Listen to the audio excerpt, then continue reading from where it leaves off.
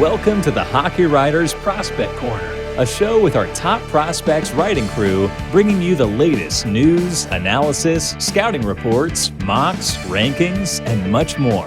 From the World Juniors to the NHL draft floor, from the farm to the NHL, our team covers everything that happens in the world of prospects. So sit back, grab a notebook, and get ready for Prospect Corner. Hello, everybody, and welcome to another Prospect Corner presented by the Hockey Writers. I am your host, Matthew Zator, once again joined by my co-host, fellow prospects experts, Peter Baracchini and Greg Boysen. Also very happy to be joined by Chris Faber of Canucks Army and the Canucks Conversation podcast. Hello, everyone, today. Doing good. Really exciting weekend with the Jays, so riding the coattails with that. Yeah, the Jays have been actually a good team the last few month or so, I say, but it's been exciting to watch some baseball. Chris, how's it going? I was good. I was working that Blue Jays game for Sportsnet here in Vancouver, and I just kept watching it. And they're like, "Hey, one of our rules is like tweet out every time a home run's hit." And I'm like, God, I don't get paid enough for how many home runs were hit there on Saturday. So, it was a fun game to watch, but it's I'm kind of in the baseball mood right now too. Like this little pennant race, or not really pennant race, I guess wild card race that we're going to have here at the end. It's getting me back into baseball pretty hard. Yeah, I remember the last time the Jays were in the playoffs, I was really big into baseball for the first time ever. So since then, so as always, if you enjoy this show, we're on the second episode now of our prospect show, exclusive prospect show that we're doing here at the Hockey Writers. So subscribe to us on our YouTube channel. Hit the like button and the notification bell there so you don't miss out on any episodes coming up. And also don't forget to subscribe to our daily morning newsletter as well at morningstate.io. So let's get into it. We're talking Vancouver Canucks. As you can see, Chris Faber's here, big expert on prospects. If you follow him on Twitter, he's always up at ungodly hours of the morning. So watching these guys and overseas. So I'm very thankful for him to do that. And so, we're going to talk about Canucks this whole entire episode. And there's a lot to talk about with the prospects that the Canucks have. And we're going to start with the 2021 NHL draft that just completed, and the draft picks that the Canucks didn't get any first round pick this year. Unfortunately, they didn't get any first round pick. But they did get a second round pick, Danila Klimovich. And Belarusian, and lit it up at the under 18s. And he's a pretty exciting prospect. We'll start with Chris here. What did you see from Klimovich when the Canucks did draft him? Were you excited? What type of strengths do you think he's got in future in the NHL? Yeah, I'm hoping that Jim Benning and his scouting staff didn't have the same viewing that I had, I guess. I mean, I got to watch a lot of him at the U18s. That was kind of the film that was readily available to watch from him.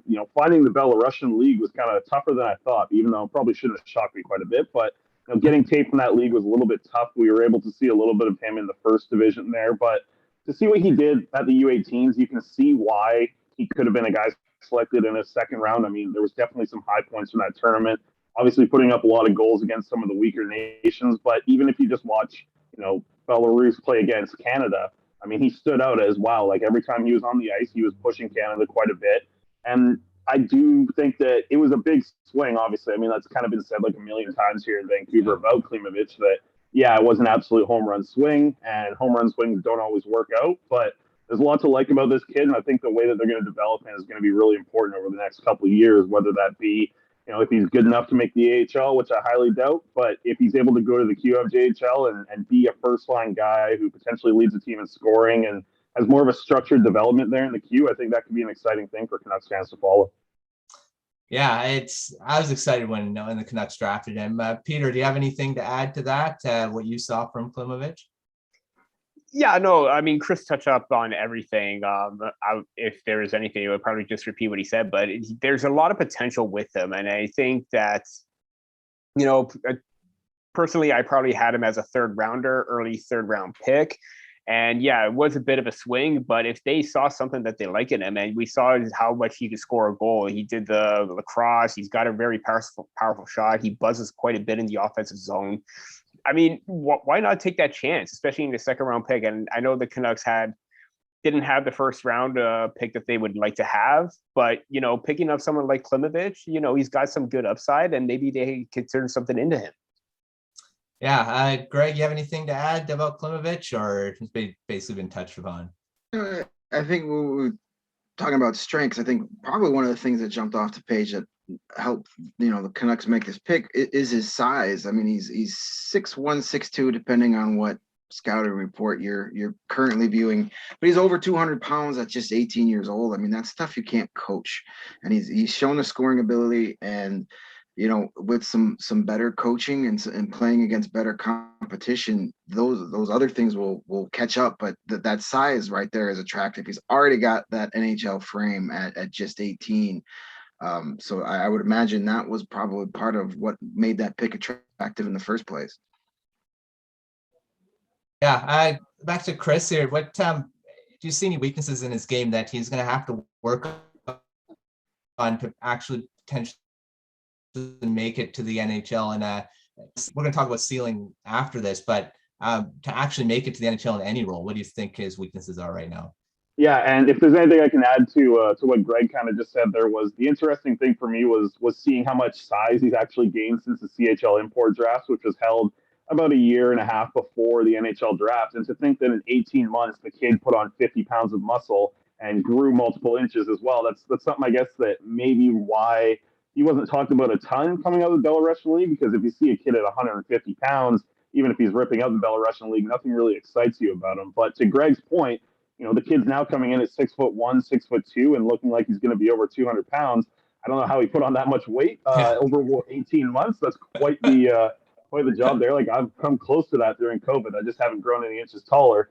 But like, to see him put on that much weight and be able to kind of hold his own this past summer in a couple of KHL exhibition games, there's a lot of reason to be excited for this kid, but very, very raw. So I think some time in the queue is really going to help him in the end. But if we're talking about weaknesses, yeah, I'd have to go with his anger being a little bit of a problem. That's something that he did a lot throughout the league. In the Belarusian League was, every time he came across the blue line, every time he lost the puck, it was like he was throwing a slash, he was running the defenseman. And if you're doing that in the queue, you're going to be sitting in the penalty box a lot. So I think that's something where, when we talk about a good spot for him to go being the QMJHL, it's because of the structure, it's because of the coaching. And when we kind of go more in depth to that, it's certain things like having a little bit of an anger problem, because he's able to harness that anger. It can turn into a positive, right? In the end, you want guys that are going to be aggressive and throw the body around. But if he's doing it just, without any structure to his forecheck, then he's going to get in trouble for it. So that's kind of why I'm talking about the Q being a good spot for him to kind of develop over the next couple of years. Yeah, definitely. I think the QMJHL is probably the best place for him too. I don't think he's going to make the AHL roster. I mean, we'll see what he does in rookie camp coming up here, which is great. I mean, we'll be able to see him in camp. So we'll see where he's at. Peter and Greg, do you have anything to add to weaknesses, or pretty much covered? Yeah, you pretty much covered it. If there's also one thing, is just consistency and play away from the puck. Like he said, it's like he would lose control of it. He would probably just lose some interest and probably try and agitate somebody else. Definitely something that needs to be worked on, especially with a younger player. You could always work that out of a player with his skill set and try to show him the ropes, make him show that, hey, you know what, this is probably going to be the best thing for you. You keep on doing this, it's going to hurt you, and it's going to hurt the organization as well. Yeah, and like I say, I was excited when they drafted him, and because he's an exciting player, and you always love those exciting, skilled players, because you can't teach that type of skill. So, and his work ethic is off the charts as well. So that's always good. We kind of already touched on this question about where he's going to play. Is that all of us? Is that a consensus he should be going to the Q, or? Yeah, for sure. I don't. If he's on the NHL roster at the beginning of the season, something's gone terribly wrong. like everybody's hurt or something like that. Like, there's no reason to even think about rushing him like that. Let him get some at least a season or two with a more structured system, the North American game, better coaching, better off-ice training, all that stuff. And then, that's what he needs. They got to take their time with this. And I think they know that heading into it. Yeah. And like I said, it's great for him to have to be in an NHL camp and playing. I'm sure he'll, of course, go to regular camp as well and be playing around NHL players. And that's always great for young players to play in that system with an NHL coach as well, to do some of the drills. So that's going to be great. Just to finish off Klimovich, a discussion, talk about his ceiling. He's a skilled player. He's got, great work ethic. Could he be a top 6 forward, or is he kind of just a bottom 6 type guy that could, chip in on the offense occasionally? We'll start with Peter on this one. What do you think his ceiling could be in the NHL? Yeah, I mean, definitely he has the potential to be a top 6. I mean, there isn't any doubt about that. I mean, we touched up on his strength, his size, his shot, his offensive prowess. I mean, all sticking points that you would want in a top 6. But, you have to keep in mind that if you make a reach like that, you also, I mean, we've also talked about this, plan for worst case scenario, if that is, the likely outcome of what could happen. But even if he doesn't make it into the top 6, he can still be a serviceable possible third line agitator with the ability to get in on the forecheck. He has a size, use that to his advantage, and maybe not necessarily make him sway from his game, but give him a different role. I mean, they already have a stacked NHL core at the moment with Besser, Pettersson, with the likes of that. It's probably going to be hard for him to crack that top 6 even down the line. But if he's in that third line role, it's going to be perfect for him. Yeah. I agree. And Greg, what do you think? Top 6 or a bottom 6? I mean, ceiling wise, if everything goes right, I could definitely see him being a top 6 NHL player. Where I think he could probably do the most damage at the NHL is he could be a really good weapon on the power play, be it a first or a second unit. But with his size, whether he's going to be the guy that goes to the front of the net and takes away the goalie's eyes, or we've seen his shot. He's got a great shot. People, I hate when they compare, teenagers to future Hall of Famers, but you've heard the comparisons to Ovechkin with that shot on the power play. And if you've got a deadly shot, you're going to have a lot of looks. So, middle 6 power play threat, I think is a good, nice kind of soft landing zone, and see where it goes from there. Yeah. Hey, Chris, what, you agree with that? Top 6 potential, or?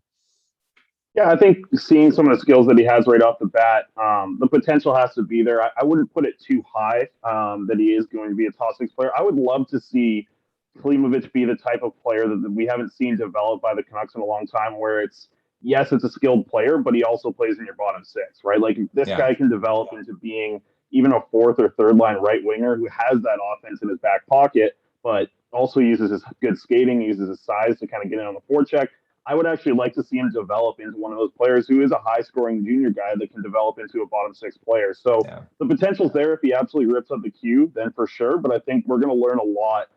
Whether it be 1 or 2 years that he spends in the QMJHL, I think we're going to learn a lot over the next 2 years on what the type of player he is going to be at the NHL. Yeah, 100%. Like I said, I think the Q is the best place for him for development-wise coming up, because, he'll get confidence in the North American game as well, and that's always good for those overseas guys.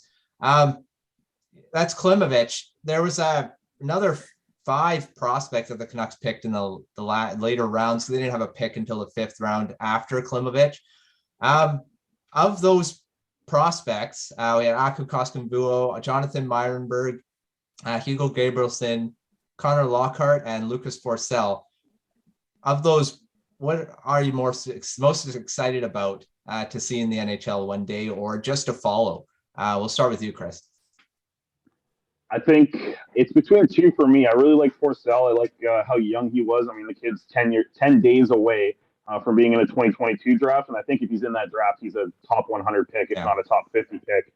Just from the numbers that he's going to put up this year in the J20 League and what he put up last year, as well as getting into SHL game last year as well. That's just kind of an added bonus for a kid who was 17 at the time making his SHL debut, which is massive. And just to see what he's going to be able to do this year is going to be a big question mark of where he kind of goes. I think he's a guy who can be in the SHL as soon as next year, as soon as potentially this year, if the right things break for him. I mean, he's a guy who was invited to their training camp. He was able to compete with them in the SHL level, but it's going to be a long uphill battle for him to get to the SHL throughout this season, and it might be something down the road. But as my number one, like, NHL prospect who comes out of this draft, I have a good feeling about Hugo Gabrielson. Like, I'm really high on him. I like the fact that he can play both sides. There's already rumblings around Team Sweden that he could potentially be on this year's World Junior team.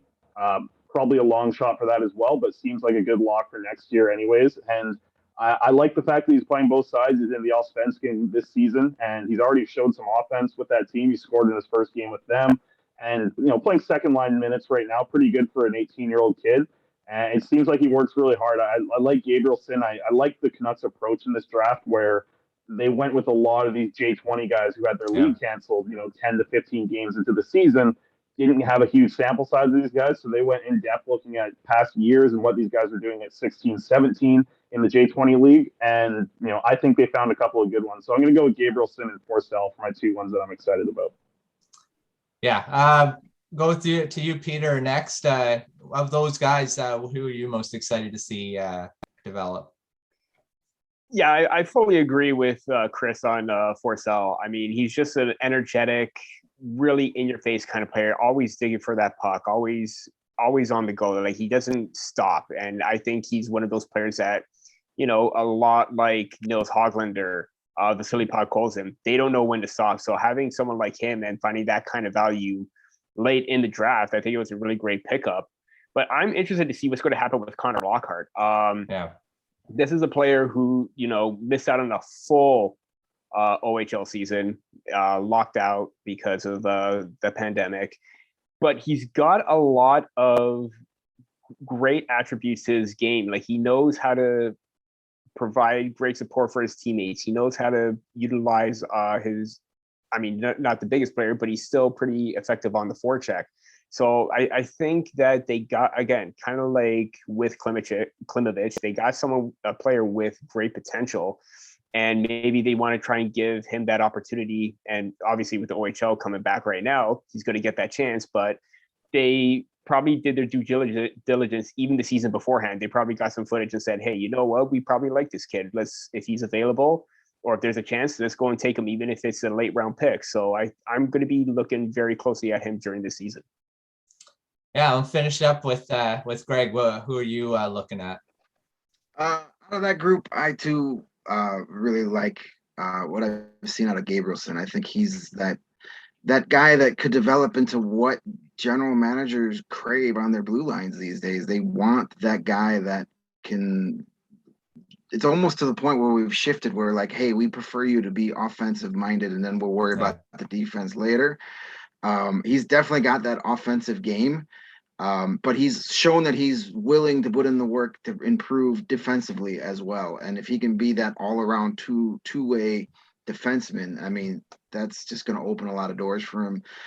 He's progressed well. Every time he's gone up to a new level in Sweden, there really hasn't been much of a transition. The jumping up in competition hasn't really slowed him down at all. So I think that's a good sign as well. And, he's obviously, this is a long-term project, as most 6th round picks are, but definitely a solid foundation there to develop into something real nice. Could be a real good, nice steal for them there that late in the draft.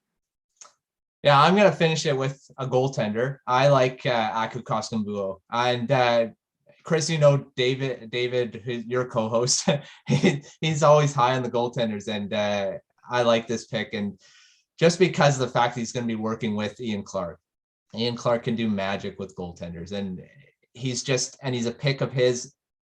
I really have high hopes for this guy, and he's going to be coming over to the NCAA next year with Harvard, and we'll see how he develops. But yeah, he's looked good so far, and I think he has a solid foundation to build upon as a goaltender. So I'm looking for Koskenvuo for there. That basically that finishes up the draft. We'll move into probably one of the most anticipated prospects the Canucks have over the last 2 years. He's been in the KHL. We all love him in Vancouver. We're waiting to see him in the NHL. Vasily Podkolzin, probably. he's got tons of potential. Chris, you've followed him for a while in the KHL. What are his strengths, his weaknesses? What do you think? Should the Canucks be completely over the moon for this guy, or is there still some concerns? Yeah, I mean, the development time there in the KHL was tough, obviously, seeing what Scott was putting him through. Fourth line minutes one night, not playing the next night, top six the next night. It was bouncing around. It was probably the worst spot that you would like to have your prospect developing. Yeah. But at the same time, I mean, that program that they have over there from top to bottom is probably the best in Russia. Like for having scouting, from scouting kids at the age of, 8 years old and making sure they're brought up through their program, to what they have weight training off the ice, summer training, and just everything around that organization. They were off the ice giving him the best chance to develop and become the best player that he can be. And Canucks fans should be excited for this guy. I mean, he was a major leader for Russia at the World Juniors for, I guess, 3 years. He was with that team at the World Juniors. Great performance. I mean, not the best performance for points wise, but I think that kind of shows what we're going to see with Podkolzin in the NHL. Like, he's going to change a lot of possessions under your team's direction. He's going to be able to get the puck in deep, does a lot of the forechecking and shot blocking, things that you just love to see. And if we're talking about a guy who's going to develop into kind of a middle six winger, it's hard to find a better prospect to think of a guy that's going to fit in your middle six and bring you energy on every single shift, be good in his own defensive zone. I think Podkolzin is going to come in, and I think he's going to surprise people this year with his offense as well. His playmaking is the big thing that, a lot of people are like, oh, is he going to put up the points? Is he going to be, a guy that can actually get into a top six? And I don't know. I think he's going to start on the third line this year, and I think he might work his way up to play with Bo Horvat at some point. But you saw so many times I always think back to this one shift of the World Juniors where he set up 5 scoring chances in 45 seconds. 5 scoring chances in 45 seconds, and not one of them was buried. And when I see that, I'm thinking well, what if he is on Bo Horvat's line? Yeah. Bo Horvat can finish. What if he is on a line with even a Tanner Pearson? NHL players can finish a lot better than 18 and 19-year-old Russians at the World Juniors, or even the fourth line players that he was playing with in the KHL. So I think that part's going to be a little surprising to people, is how good of his vision he is. But aside from that, everything away from the puck, I mean, this guy's a dream prospect for adding to your middle six. Yeah, and especially that he was projected to be a first overall pick at one point as well, back when he was drafted. So there's a reason for it. And I like his leadership ability too. You see the way he leads out there as captain of Team Russia as well. So I think he's got a ton of potential in that respect as well. Let's go to Peter on expectations this season. What do you think the Canucks fans should have for him? Should they have over the moon expectations, or just to see him and see him develop in the NHL? I think to just play safe, let him play his game, take it slow, ease him in, because he is coming over from Russia. Granted that, didn't have the kind of minutes that he would like to have had. He's probably going to get that opportunity here. Chances are, I think he is going to make the team, but you don't want to put him in a spot where he's not going to thrive as much as you would like him to do. And putting him in that top six, I think, not necessarily is going to be a mistake. You could try him out at one point, but maybe start him off on that third line. Let him bulldoze and bully the competition with his size and frame. Let him set up those plays and then work his way up. If he is great for, 9 to 10 games, then try and increase his workload and increase his minutes, see what he can do there. I don't think it's going to be an issue for him, but just taking it slow for him is going to be the best thing for his development. And who knows, he's going to probably come flying out of the gate and just make an immediate impact that Travis Green is going to say, hey, I want this guy right on the second line or even on the top line right now. I think he's got the utmost potential. So, I mean, have high hopes, but just tamper them for the time being until you actually see what you get. Yeah, agreed. And, finishing up with Greg, what do you think his ceiling is in the NHL? We kind of talked about middle six. What do you think his ultimate ceiling is when he's in his prime? Well, I mean, I think that's top line player. He's definitely got that skill set. And the thing that he's got going for him is his two-way mentality. He loves to play without the puck and with the puck, and that goes a long way too. I mean, everybody talks about the offensive flair, the offensive potential, but his defensive game is right up there too, and that's huge. I could see him ceiling wise being that top line star player they're envisioning, who's also a perennial Selke finalist. One of those guys that gets that reputation of being one of the best defensive forwards in the league and gets that nomination every year. Yeah, I totally agree with that assessment. I've thought of that Selke Award type guy because he just does everything so well. And we haven't seen him in NHL playing against NHL defensemen yet, and we'll see how it is when he does. But his size, his skill, his hockey IQ, the way he just doesn't stop. I really want to see him with Höglander and Horvat at one point. I just think that line would be ridiculous. And just for an excitement of a fan, from the perspective of a fan and a hockey fan, just watching that line in action would be pretty good. Let's get a couple fun questions here. Earlier in the offseason, or I believe it was the offseason, or was earlier this season, Igor Larionov had an assessment that he plays like Mark Messier. I mean, in Canuckland, it's not the best to compare anyone to Mark Messier because of what he did here. But Chris, do you agree with that assessment that he could be Mark Messier? Yeah, I think we were going right up into, I think that quote came out just before the World Juniors, if I'm correct. And that was kind of, if you're going to take away something from Mark Messier's game and talk about it in Vancouver, I guess leadership would be the one thing. Mark Messier has the leadership award named after him. I think that's kind of the way that Larionov was talking. And I think that clip that kind of went a little bit, got around or hockey Twitter and hopefully, definitely Canucks Twitter, maybe hockey Twitter as well, but him, yelling at his teammates. And you see Larionov I believe it was against Canada, and I think it might have been 2-0 Canada at the time, and he was just screaming at all of his teammates, like, let's get going. I don't know why I couldn't do the translation on that, but I'm sure he wasn't very happy, and he was screaming at his guys to, get going here. This is Canada. This has got to be a big game. And to see the leadership qualities that he had there, but not only there, but like watching him in the KHL, like I heard a question, I think I was listening to Sports Talk Radio here the other day, and just somebody asked, like, is he going to drop the gloves or is he going to fight? And when he did that in the KHL, every single time it was for standing up for someone on his line because he played with Morozov and Marchenko at the start of the season, so two other young prospects, and that was a really fun fourth line to watch.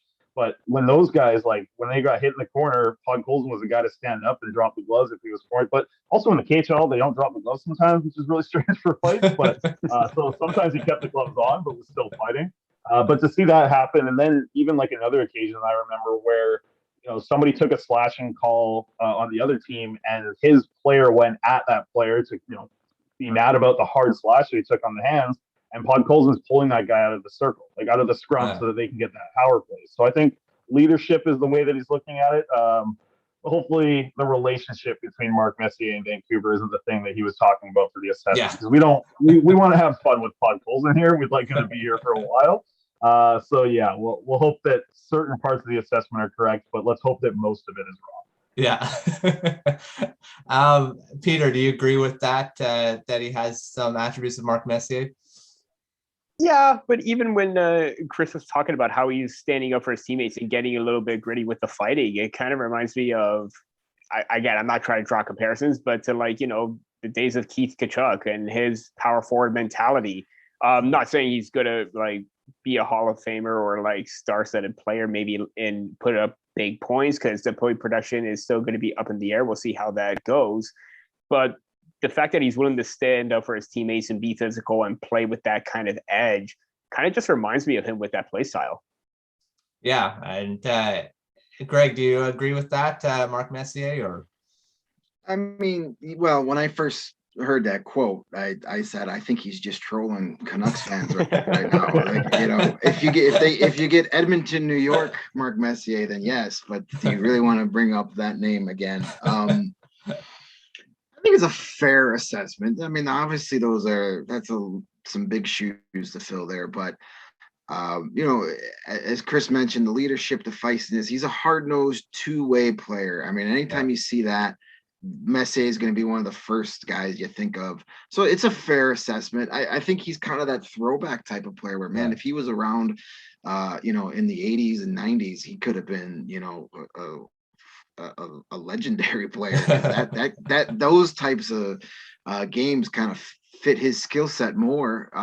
So I definitely, yeah, it's a fair assessment, but it's also a lot to live up to, whether he was being tongue in cheek or serious about that.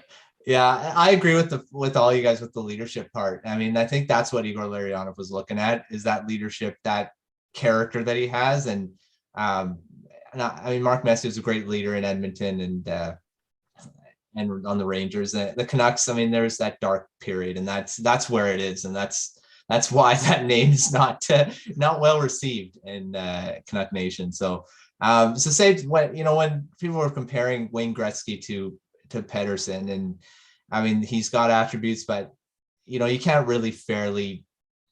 I hate comparisons in general, because I mean, they're never going to be that type.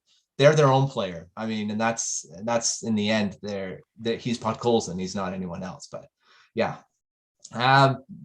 Last question on Podkolzin. This is pretty much a yes or no question. Does he have a chance to be in the conversation for the Calder Trophy? Peter, what do you think?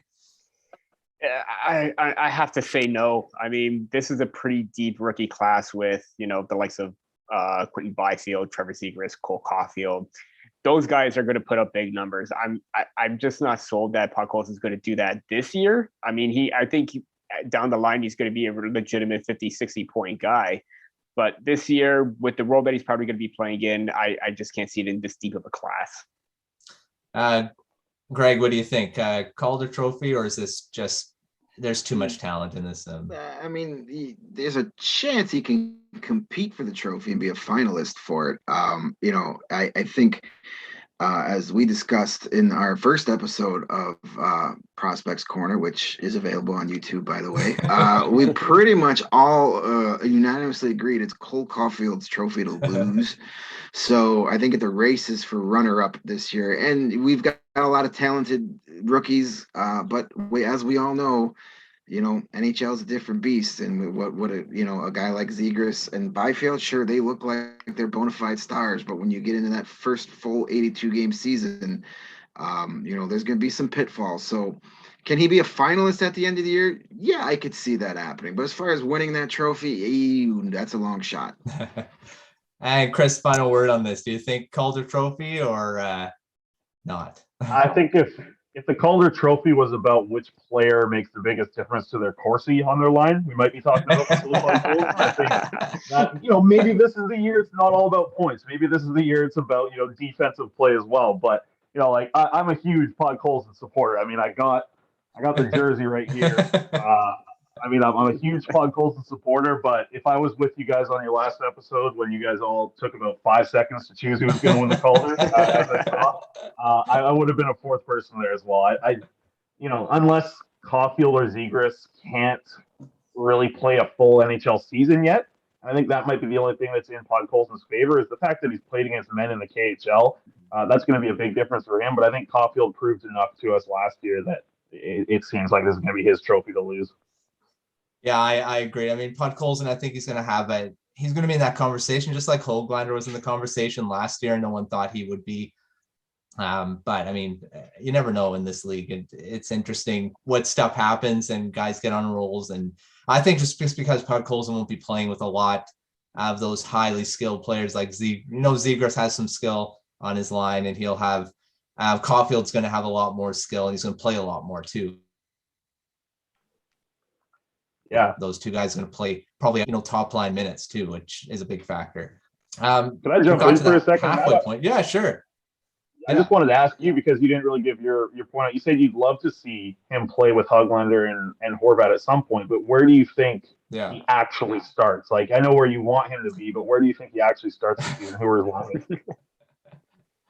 I see him with Dickinson and Pearson on the third line to start, and I think that's the best place for him to start the season, because he'll be playing that two-way. That I think they could be a really great checking line and kind of take away Horvat's kind of matchup. But I mean, the problem with Dickinson on that third line is he doesn't have that face-up ability, and that's going to probably hold back that matchup that Travis Green loves. And but I see that third line to start. The interesting thing that we talked about on our last episode, we had Harmon on for the first time in studio with us as a co-host, and he brought up, like, what if, the lines start getting swapped around, and at one point Dickinson goes up to play with Pettersson and Besser, and then you have a third line of JT Miller, Höglander, and Podkolzin. And we're just thinking, like, that trio as a third line, matchups that those guys are going to be going up against. Like, obviously you sacrifice some offense putting Dickinson up to the top line, but it was, it's interesting because over the past few years, the Canucks just haven't been able to move their lines around, right? They've had top six players and only really had like five of them. So it's hard to think that they could throw one into the top six, and that's going to be the big difference this year. So, different lines, maybe he does get into a little bit more of an offensive line, or even throughout games just getting shifted around. I think that's the only way he's going to be able to compete with these guys for the Calder, is if he's playing with Horvat or getting time with Pettersson, or JT Miller is his center. But yeah, it's going to be a very defensive line playing with Pearson and Dickinson.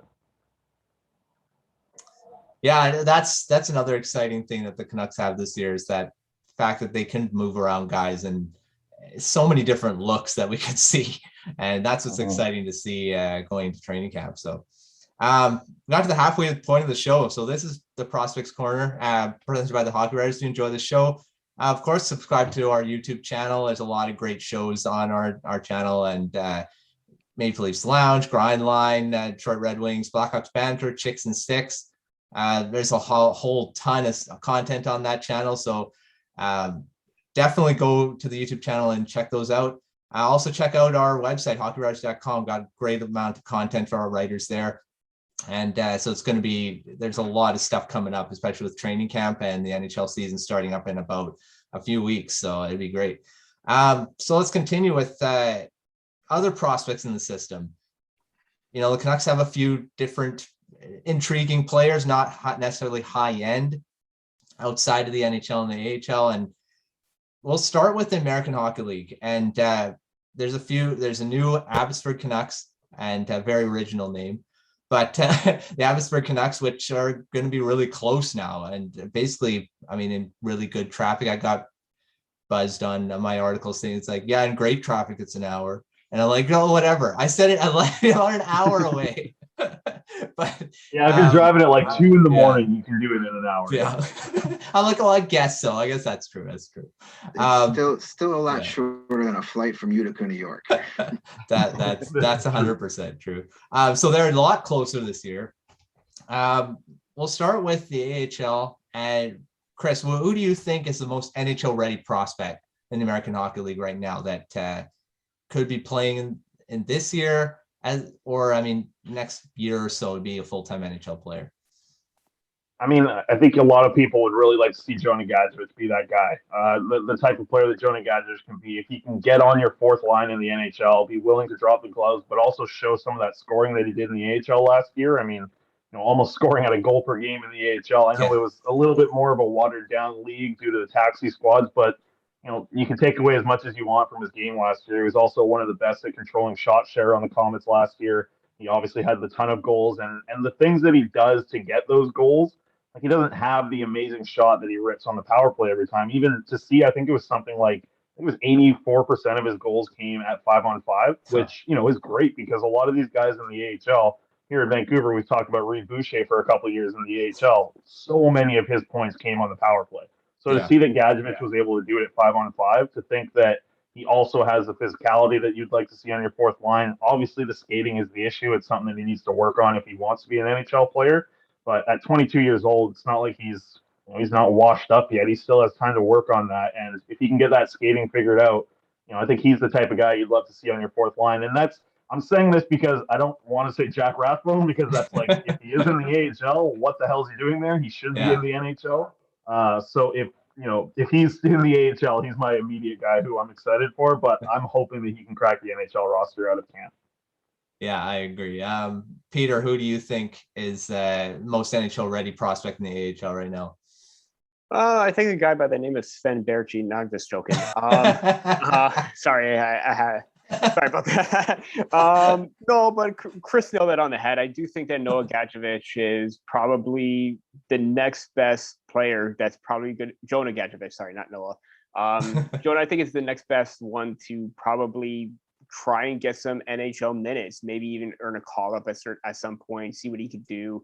and bring that feisty side, bring that physical edge, bring that tenacious attitude that's going to make them competitive, especially in that bottom six. You know, I was just looking at a few days ago, I was actually looking at his Elite Prospects page, and his face is all bloodied with his Only Sound Attack jersey. I mean, that's the kind of attitude or mentality, then kind of fighter that you want to have on this team to try and, if something, I mean, God forbid, something happens to one of the star players, you at least have someone to come in and step up for them, along with Vasily Podkolzin, because you have two guys that aren't afraid to drop the gloves. So if he's able to figure some things out and retool his game around, I think he's going to be a perfect fit. Yeah, if I can add to that Elite Prospects picture real quick, just he told the story to us on our show, and it was, so he scored his hat trick goal in that game, and as the puck goes across the line, he gets cross-checked in the face. So, like, the fact that they took that picture with that much blood on your jersey, on your face, and he just scored his hat trick goal, it's quite, like, I think it's the most epic picture you'll find on Elite Prospects. Kind of reminds me of that scene from Goon where Doug Glad is, like, mocking the puck with his face at the end, but yeah, whole different story. I mean, Gadjevich might be able to pull that off. That might help him a little bit. Greg got the last word on this one. Who do you think is the most NHL ready from the AHL? Yeah, I looked over the AHL roster, and I too think Gadjevich is the guy. You know, he's got the size. Everything you guys have already talked about. Chris mentioned his skating. Somebody, you know, I've covered the AHL for the last 4 seasons now, and that's always the biggest difference between being a regular NHL player and being that guy like a Chris Terry or Brendan Peary that's just like career killer in the AHL that just can't seem to get it in the AHL. It's because they're like literally a half step too slow with the skating. So that's going to be his biggest deterrent. But he showed some improvement last year. It did, you know, it was a little bit better, and that's what you want to see. You want to see some progress. And if, you know, I think he will at some point get, you know, some taste of the NHL this year. You know, it's going to be a different year. No taxi squad, thank God. No taxi squad. So, you know, these kids are going to be able to play, and then when there's a need for somebody, I think he's going to get a taste, a couple games here, a couple games there, and then hopefully he could take that as the guy to say, hey, this is what I need to do with my skating so I could stay here, and then takes that next step. I can add something to Greg's there real quick. Yeah. Just, I'm curious if, because Greg watches the AHL a lot, I watch it a ton as well. I wonder when you talk about skating, because a lot of the time I see it where it's like they have the first 3 steps, and that seems to be something that everyone talks about. But the biggest thing I've noticed, and I don't know if you agree or disagree, but it's actually like their top end speed for a lot of these guys in the AHL. I think that's what sort of limits them.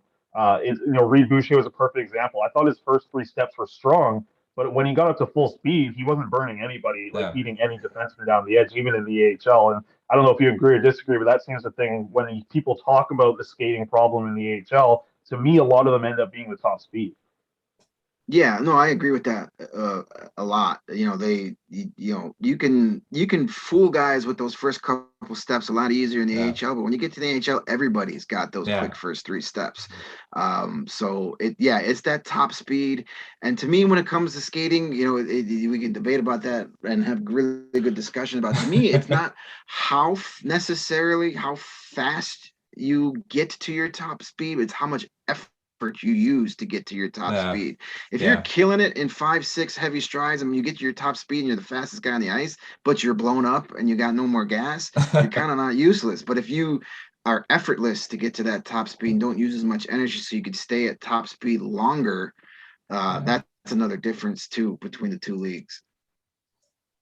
Yeah, I 100% agree. And I agree with that. The Gadjevich, everything you guys have said about Gadjevich, and I think he is the most NHL ready in the AHL. There's a lot of other guys I'm excited about, but I think he's probably the next one. Who would you give us one, Matt? What's another AHL guy? We'll get into the NHL, yeah. I like Carson Vogt, and just the fact his 2-way game and watch him in the AHL, he's progressed a lot last year. I've liked him. I mean, admittedly, I didn't like it when the Canucks drafted him because I didn't hear a lot of good things about him, but once I started seeing him playing, I actually like him a lot. And I don't know if he's this year or next year, but I think he will be an NHL player at one point. I think Folks got a lot to work on. Like the thing that worries me is like he likes to shoot, but his shot's not that great. I mean, he looked fine. I thought he did a pretty good job in the circle last year as a center, which was good to see for a young guy jumping into the league. But I think that I like how much he shoots, but the shot isn't great yet. Like a lot of them right into the logo on goaltender. So I think he's got a long ways to go with Carson Folk. But I mean, yeah, for a guy who was his rookie last year in the AHL at 20 years old, not a bad start for him, I'd have to say. Yeah, it's going to be interesting to watch him moving forward as well.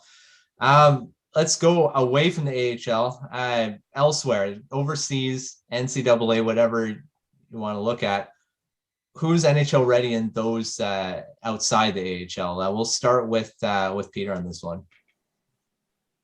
Yeah, if we're going by favorite player, I mean, I really like Arvid Kosmer, but if we're going by player who's closer to, I want not necessarily he's ready, but I want to see him make that jump, and it's Jet Wu. I've always loved his defensive style and his defensive game.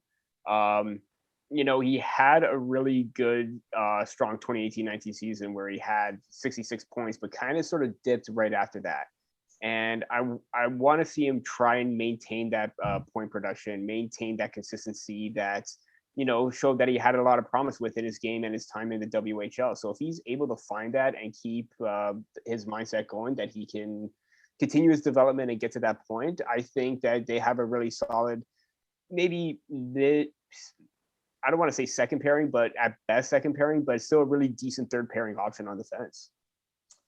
Yeah, I agree with that. Greg, who do you see outside of the AHL that you think is NHL ready or just excited about in general?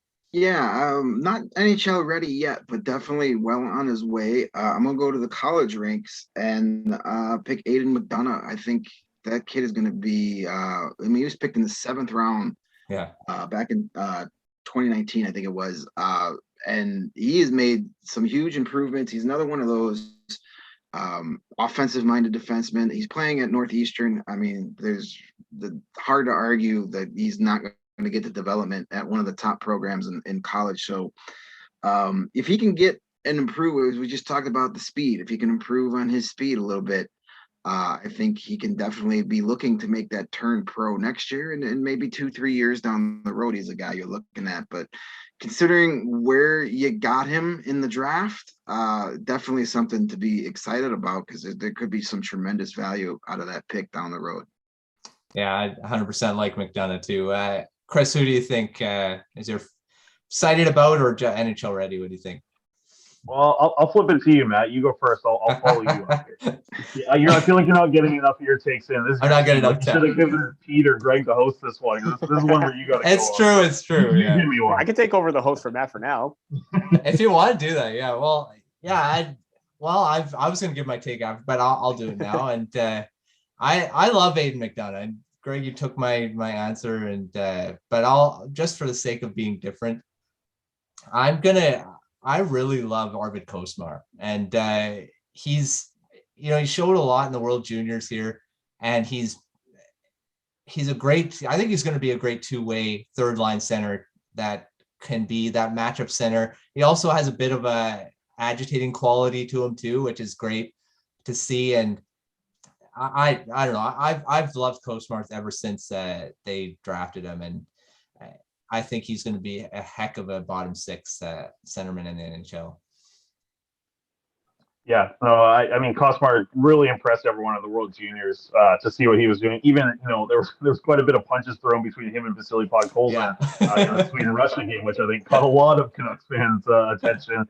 I'm going to roll with Aiden McDonough as well. I think that Northeastern has a chance to, I heard you guys talking about Michigan last year, and obviously that team is crazy good. They're going to be unreal. But I think Northeastern, just watching how that team has developed, and I've been following it pretty closely, obviously because of Aiden being there.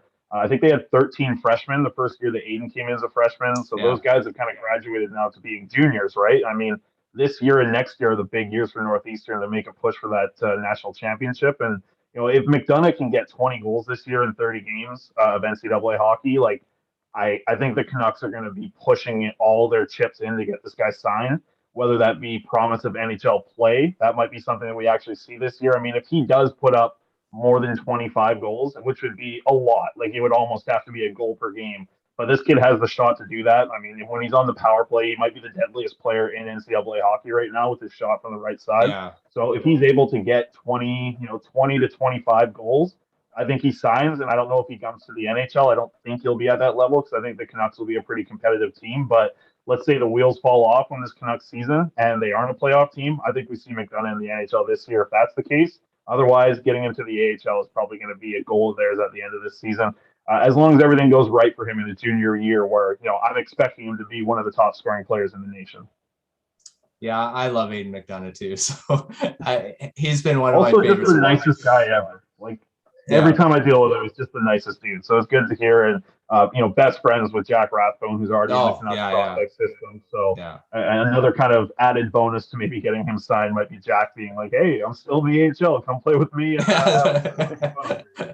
No, that's true. That's true. Peter, if you want to take over the hosting for the rest of the show, then. Okay. I'll take a quick swing at this. So we are approaching the end of the show right now, and we are going to do a fun little segment with some quick around the horn questions, rapid fire questions, if you will. So the first question is, how do you feel about the Canucks being ranked 20th in the THW farm system rankings after falling from 11th from the previous year? We're going to start with Chris. What do you think?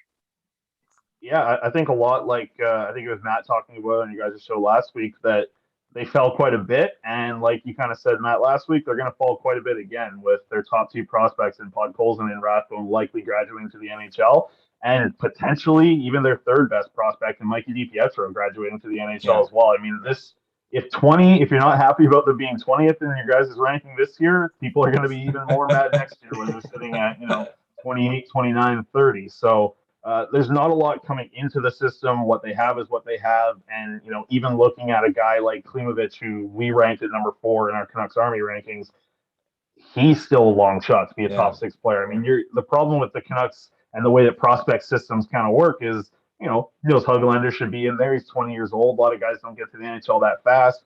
Podkolzin's a similar way. So, I mean, they have a lot of good young players playing in the NHL, but as for farm system rankings, it's tough. So I think that, they're about in the right spot right now with 20th. Like I probably could have even gone lower, to be honest, than 20, unfortunately. And next year is really going to hurt. I was joking with Matt that I was maybe being a little bit too generous because now both of you are saying that you would have the ranked lower. But Matt, what's your take? Basically the same. And I would have put them lower because they just lack elite talent. And I mean, Klimovich has some intriguing qualities as skill wise, but they just don't have that surefire NHL player. I mean, Podkolzin is going to graduate this year. DiPietro is pretty close to being that as well. I mean, there's a lot of hit or miss prospects in the system. I mean, we can say, yes, they have great attributes, they have great skills, but ultimately, will they translate to the NHL? And that's the biggest thing, right? And we don't know until they get here. There's a lot of potential, but for surefire, you're looking at all the other teams that are ranked ahead of the Canucks. They're so far back, it's ridiculous. So unfortunately, I believe and they're going to be lower. They better keep their first round pick this year. That's all I'm going to say. Yeah, it was a mistake to try and give that up and potentially lose Dylan Genther in that spot. Greg, what do you think?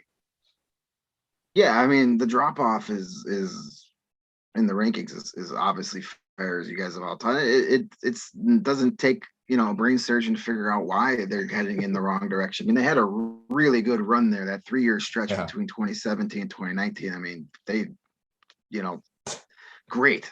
Any franchise would love to have 3 draft classes like that back to back to back, but they're not getting the high picks. They haven't had a first round pick in 2 years. That's not good. They've only had 3 picks in the first 4 rounds in the last 2 drafts. You can't restock your team, your prospect pool with NHL caliber players picking only from the 5th round and back every year. Sure, you may luck out and get an Aiden McDonough in the 7th round, but man, that happens so rarely that you gotta keep those 1st, 2nd, 3rd round picks and hit more than you miss. Otherwise, you're going to be struggling to rebuild, to get that pipeline going. So that's the biggest reason, and that's the biggest reason they're going to fall even further once some of these young guys graduate from being prospects and become NHL players. So someone needs to hide Jim Benning's phone a couple of days before the draft to make sure he doesn't trade any more of those picks away. Yeah, definitely worthwhile to hang on to them, especially in this year's draft. It's going to be a good one. Yeah. Olli Juolevi, a very polarizing prospect in the Canucks organization right now, ranked 98th on the top 100 prospects. What is his ceiling, and does he even have a future with the Canucks? Matt, we'll start with you. I've been, over the last bunch of years, a proponent of, I love Olli Juolevi, and I keep saying that he's just not been enough development time because of his major injuries.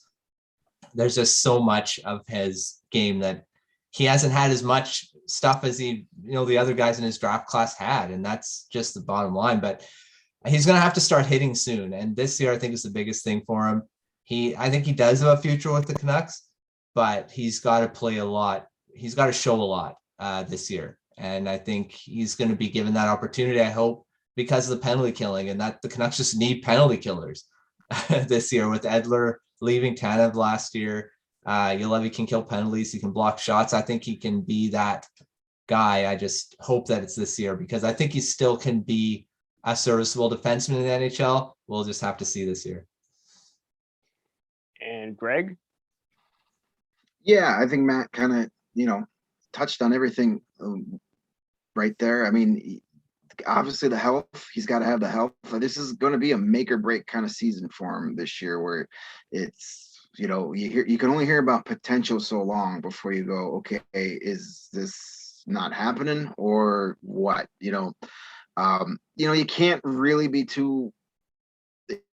With so many young players last year, he pretty much lost a year of development, first with the injuries and then with the whole taxi squad. And just, across the league, there's so many of those borderline guys that just got screwed out of a year of getting better because they just essentially practiced all season when they could have been playing in the AHL. So that didn't help.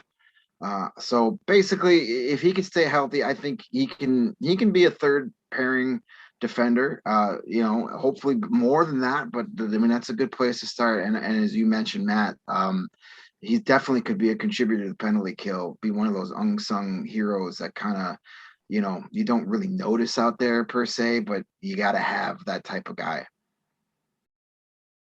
Yeah. Chris, do you agree that it's going to be a do or die season for him? I mean, sign the 1-year deal at a league minimum. I think he knows it's a do or die season for him as well. Him and Jim Benning and all the management here in Vancouver is saying, if this doesn't happen this year, then you're going to be walking away from a guy that was picked 5th overall. So, or was it 6th? I can't even remember now. I said it so many times I should know. But I mean, like to Matt's point as well, and actually to Greg's point as well. You guys both had good points. I'm going to combine them into one of like the development that it's going to take him for getting to the NHL has been so stalled out because of the injuries that I think that he's a player that actually is going to be one of these later developing players, because just the fact that he hasn't been able to play that many games. Yeah. If he was fully healthy and getting so much penalty kill time in the AHL like we would have hoped for that he didn't get due to the injuries, he would be a guy who would be already killing penalties in the NHL. But I think that because of his smarts and how high he was drafted, he will get an opportunity to eventually do that. Stylistically as well, you look at the guys that he's going to be battling up this year at camp. If he's going to be playing on a third pairing with Tyler Myers, and good luck on that pairing for anybody, but they're going to probably want like a defensive guy to be on that line, because that's a tough spot to put Jack Rathbone in as a guy who you want to see offense out of and see him develop. Brad Hunt's a smaller left shot guy with more offensive tendencies as well. So stylistically, Olli Juolevi is the right fit there, and it seems like a pretty close battle between those three players for the last spot on the left side. So I think this is a do or die season for Olli Juolevi. The fact that if he can go out and kill penalties at the NHL, I think that's where he's at his best, actually. Like, from watching him in the AHL, he struggles defending the rush, but when he's set up in his defensive zone and he knows his area to defend, that's where the hockey smarts that we heard so much about from the draft come out and they shine, because he's able to, just get in the right spots, break up passing lanes, and he was the leading shot blocker per minute on the Comets a couple of years ago when he was there for the full season. But if I'm being honest, I invest in the hockey cards pretty hard. I have 2 Olli Juolevi rookie cards, but since Jack Rathbone has come, I have decided that I'm going all in on Jack Rathbone instead. So I've got a lot more Jack Rathbone rookie cards, and my investments are leaning towards him being the guy that makes the team out of camp this year. So we'll see what happens with Juolevi. If he's able to make it because of that stylistic fit, like you kind of said, Peter, it's going to be do or die for him this season. And we kind of touched up on both his ceiling and who will win the battle, but just for argument's sake, who will win the 7th defense spot or possibly higher up for a spot in the lineup this year and in the coming future? Jack Rathbone or Olli Juolevi, Chris? I think this year, I think because of the potential for Rathbone, I get a strange feeling that he's going to be in the AHL. I think they're going to want to start him there just for the crazy amount of minutes that he's going to be going down there and playing. I like the depth that they added on the right side to their AHL team as well. So to put Jack Rathbone with a sturdy defensive right shot defenseman and say, hey, go nuts in the AHL, like try and create as much offense as you can as our number one guy who's playing, maybe 25 to 27 minutes a game. Just go nuts with Rathbone because he's obviously an NHL talent from what we saw last year and everything that we've seen leading up to this point. He's an offensive NHL talent. Jumped right in and pretty much did exactly what Adam Fox did in Fox's last season with what am I blanking on Rathbone's school here? It wasn't Harvard, was it? No, it wasn't Harvard. Harvard. It was Harvard. Yeah. Okay, so I mean, jumping in and doing that right off the bat with what Fox did, Rathbone did an excellent job, and I think he's NHL ready right now, but I think it's going to take a big slide from the Canucks or an injury to get him into the lineup. So I think going out of camp, I think Juolevi ends up being actually starting in the lineup, and I think that Brad Hunt ends up being that 7th defenseman. Matt, do you agree? I'd love to see Rathbone take regular minutes in the NHL, but I agree with Chris. I think Juolevi's taking that spot. Just the fact that Rathbone doesn't have to clear waivers. Juolevi does. And that's what I think it's going to come down to. You don't want to lose Juolevi on waivers. And but Rathbone, he'll play a ton in the AHL, number 1 pairing.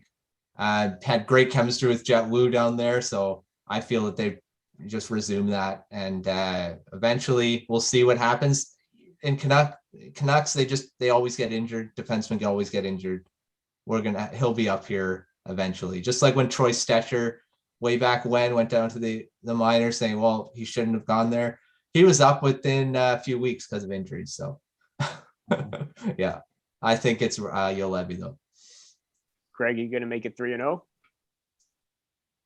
I think so. I mean, based on just pure potential and where their games are now, it should be Rathbone. But as we talked about just a couple minutes ago, Juolevi, it's time for him to prove he can do it. And he's not going to prove he can do it playing Abbotsford. They need to see what he can do in the NHL. So he's going to be given that opportunity. And Rathbone getting a half a season, quarter of a season, full season in the AHL, that is not a bad thing at all. Getting him to play first line minutes, top power play, playing in those close games, being on the ice in the defensive zone and 1 goal lead in a minute. But those are the situations he's not necessarily going to get with Vancouver.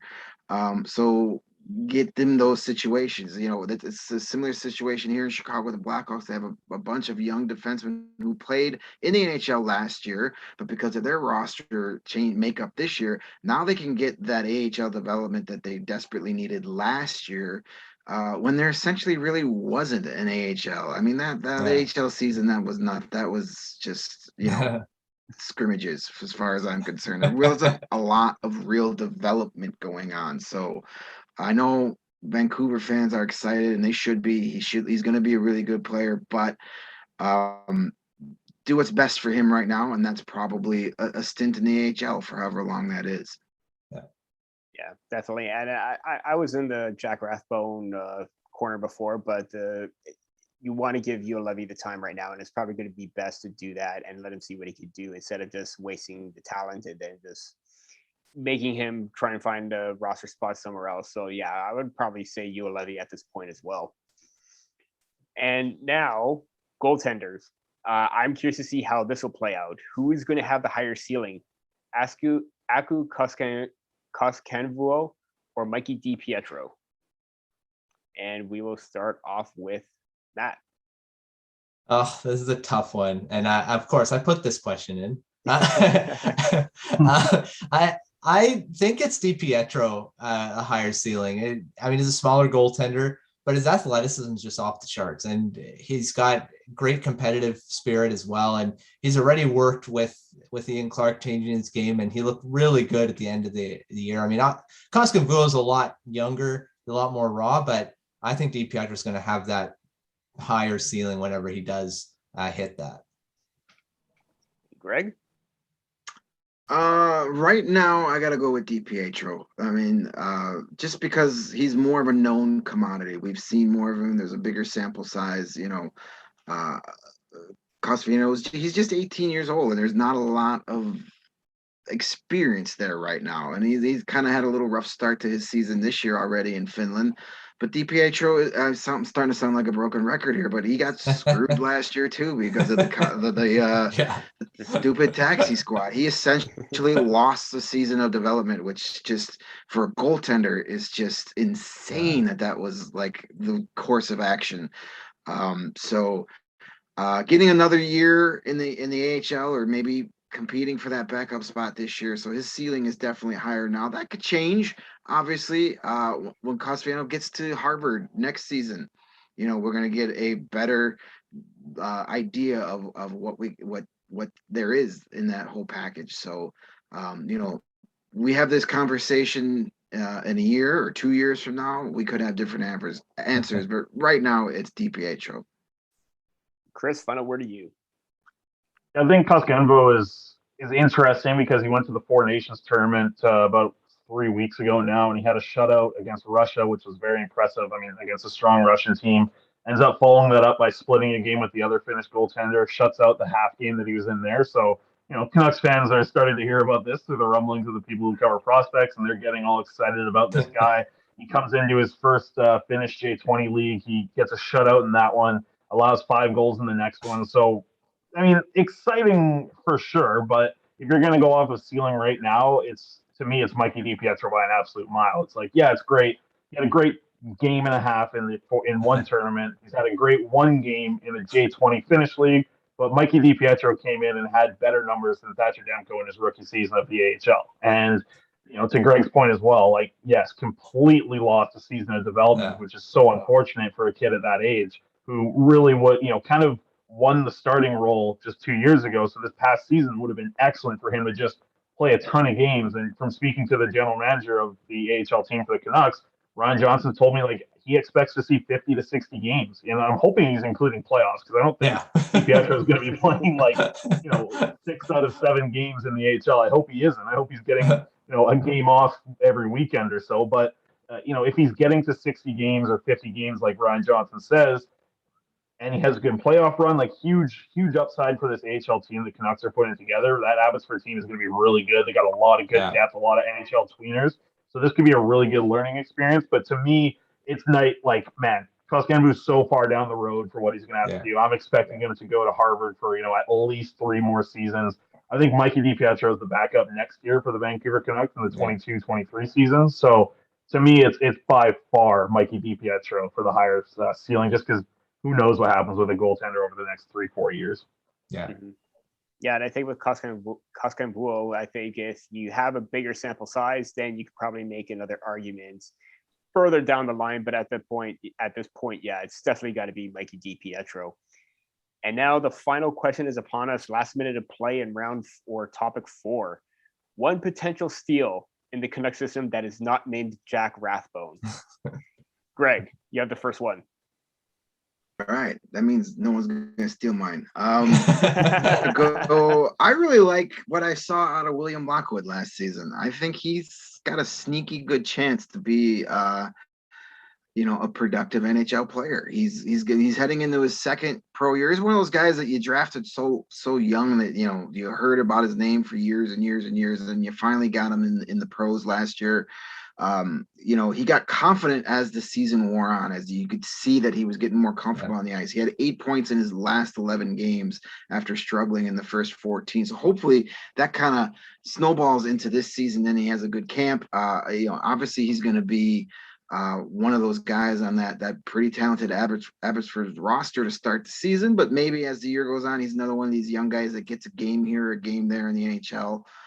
As far as his ceiling, he's a fast skater, which is obviously very important.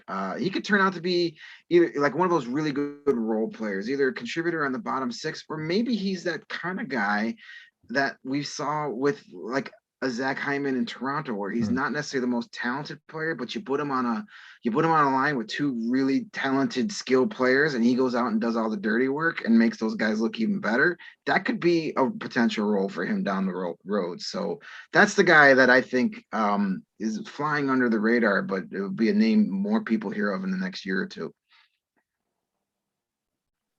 Chris? I'm going to go with a guy who is actually coming over to North America, and I'm finally excited that this actually happened, with Victor Persson, who's going to be heading up to Kamloops to play with the Blazers. I don't think I need to tell anyone how good of an organization the Kamloops Blazers are, how well they're run, and last year winning the BC division here, and adding a guy like Victor Persson who's going to come in as a 20-year-old, huge add for that team. They're already an excellent team, and adding a guy like Victor Persson, who's a big right shot defenseman, who the Canucks also picked, I believe, in the 7th round. Yeah, 7th round pick for Persson. And adding him to this group, getting him over to North America, where he's going to play out this season with the Blazers. And then I think a lot of people are hoping and kind of expecting at this point, because he's already making the move to North America, that after his WHL season finishes, he signs, he goes to the AHL. And from there on, we just watch him in the AHL, see if he can develop as a 20 to 21-year-old guy and get to the NHL soon. But this kid can really skate. Like, he can really skate. He was another one of these players who, was in the J20 last year to start in Sweden that got shut down 16 games in.